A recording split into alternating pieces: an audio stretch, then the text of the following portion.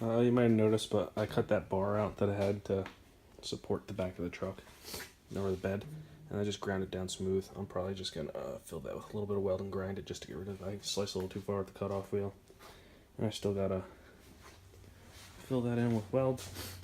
And something else happened here.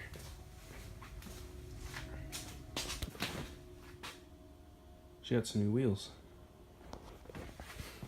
These are my $120 find. Got some good tires. It's got a lower offset, so they sit out a little bit further. So it still doesn't fill the well, but it's still much better.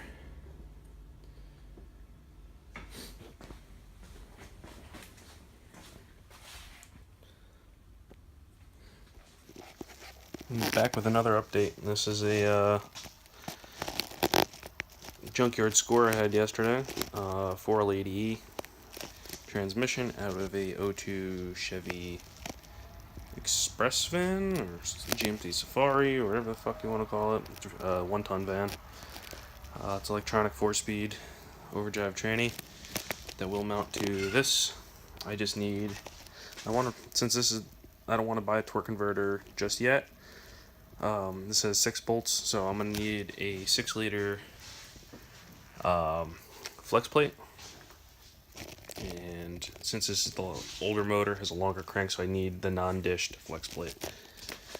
For that, if I was just going to buy the torque converter now, I can have Circle D will make a spec converter for this transmission with the flange bolts for the torque converter to the 4.8 and 5.3 flex plate, if that makes sense. And then second, we have a disc brake Ford 8.8 rear out of a 98 Ford Explorer.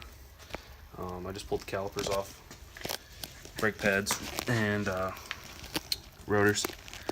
And right now, I'm going to work on pulling out the axle shafts because I have to re-drill said axle shafts for a S10 bolt pattern or GM 5x4.75, and this is 5x4.5. It sounds close, but it's not close enough. So, working on, I got the cover off, and I'm looking for the C-clips, and I can't find them, and it's got this fancy S-clip and a little bit of figuring it out. I think I got it. So, also I think this axle is, the seal's leaking a little bit, so I might be replacing that. So we have to get this pin out, but there's a bolt holding that. I just had the socket, but of course I left it somewhere. Yeah, right where I left it. Of course it's there. And I believe it's 7mm.